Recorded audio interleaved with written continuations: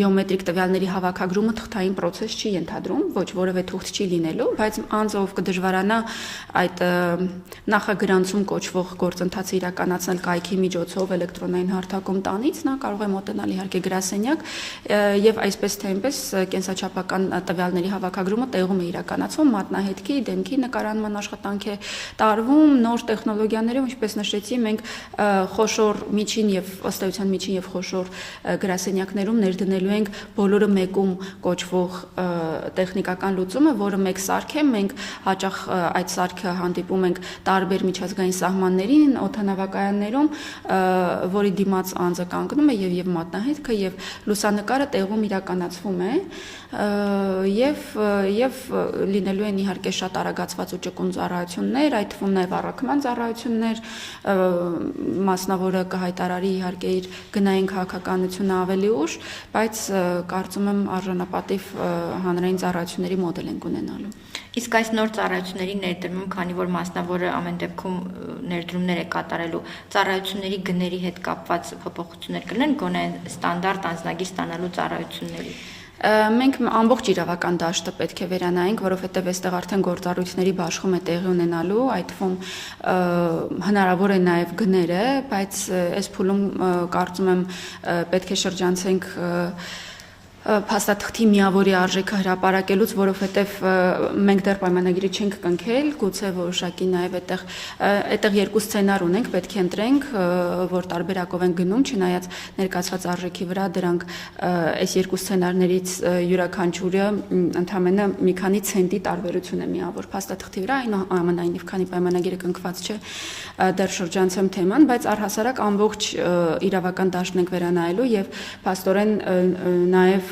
գործառույթների բաշխման իմաստով շատ հաճախ կա այն մտայնությունը, որ ռազմավարական նշանակության ենթակառուցվածքը արտապատվիրակվում է, անձնական տվյալներ են, ամբողջ բնակչության մասին տեղեկություններն են, ինչպես կարելի է եւ այլն, ես ուզում եմ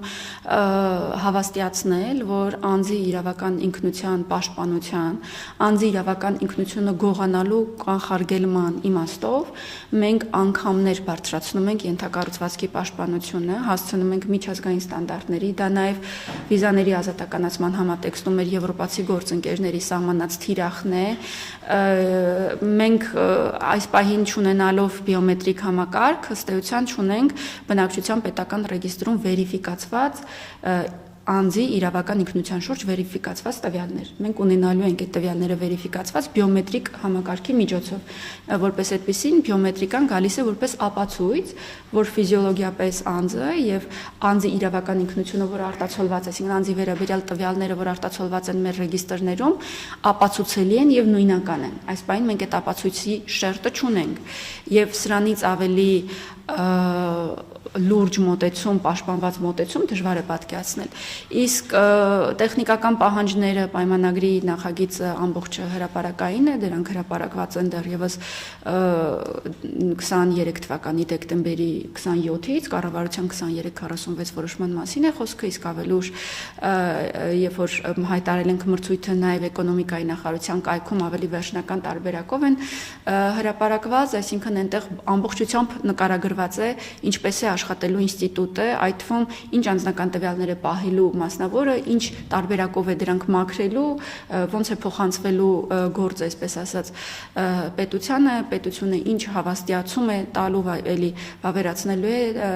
դիմումը, որպեսզի մասնավորը կարողանա փաստաթուղթը տպել եւ տրամադրել։ Այստեղ ընդգծեմ, որ որոշման կայացման գործառույթը այնուամենայնիվ բնականաբար մնում է պետությանը։ Փաստաթուղթը ինչ է, փաստաթուղթը այդ իրավական կարգավիճակը հավաստող թուղթ է, ճիշտ է, այսինքն իրավական կարգավիճակը որոշողը պետությունն է։ Եթե անձը մոտենա մասնավորի գրասենյակ եւ առաջին անգամ ցանկանա փաստաթղթավորվել, չգիտի մասնավորի աշխատակազմը, թե ով է պետության համար, գուցե քաղաքացի է, գուցե օտարերկրացի է, ինչ փաստաթղթով է պետք ուրեմն փաստաթղթավորել եւ բնականաբար նա ուղղորդվելու է միգրացիայի եւ քաղաքացիական ծառայության գրասենյակ, արդեն մենք եւս պահպանելու ենք մեր ցանցը, բնականաբար զգալիորեն կրճատված տարբերակով, բայց ներկայացուցչություն ապահովելու ենք բոլոր մարզերում եւ մինչեւ մենք բնակչության պետական ռեգիստրում որպես լիազոր մարմին միգրացիա եւ քաղաքացիական ծառայություն չներմուծենք անձի տվյալները իրավական կարգավիճակը որոշված, անձը մասնավորը իրավասու չէ որևէ տեսակի դիմում վերցնել անձից։